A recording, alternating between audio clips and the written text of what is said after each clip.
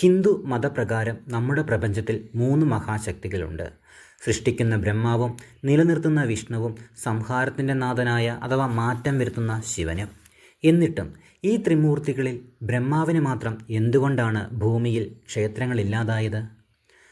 കാരണം കേവലം ഒരു ശാപകഥയല്ല. അതിന് പിന്നിൽ പ്രപഞ്ചത്തിൻ്റെ ഒരു വലിയ തത്വചിന്തയുണ്ട്.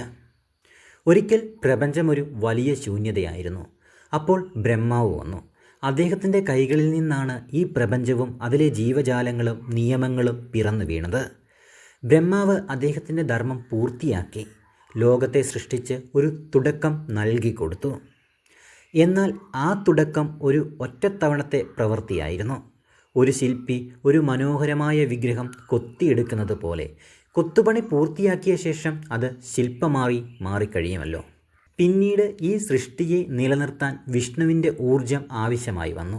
ഇവിടെ ജീർണതയുണ്ടാകുമ്പോൾ മാറ്റങ്ങൾ വരുത്താൻ ശിവൻ്റെ ശക്തിയും ആവശ്യമായി വന്നു. അതായത് നാം നമ്മുടെ ജീവിതത്തിൽ ശ്രദ്ധ കൊടുക്കുന്നത് എന്തിനാണ്? ഇന്ന് നിലനിൽക്കുന്നതിനും നാളെ സംഭവിക്കാൻ പോകുന്നതിനും വേണ്ടിയാണ്.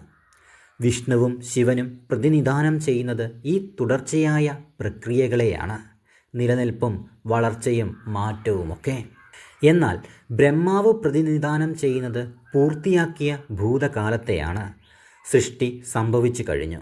നാം നമ്മുടെ പൂർത്തിയാക്കിയ ലക്ഷ്യങ്ങളെ എന്നും പൂജിക്കാറില്ലല്ലോ. മറിച്ച് വരാനിരിക്കുന്ന ലക്ഷ്യങ്ങൾക്ക് വേണ്ടി പ്രാർത്ഥിക്കാറാണ് പതിവ്. അതുകൊണ്ടാണ് ബ്രഹ്മാവ് ഒരു ക്ഷേത്രത്തിലും ഒതുങ്ങാത്തത്. അദ്ദേഹം പ്രപഞ്ചം മുഴുവൻ വ്യാപിച്ച സൃഷ്ടിയുടെ ഒരു തത്വമായി തുടരുന്നു. നാം അറിയുന്ന ശാപകഥകൾക്കപ്പുറം തത്വചിന്തപരമായി ചിന്തിച്ചാൽ ഇതാണ് യാഥാർത്ഥ്യം.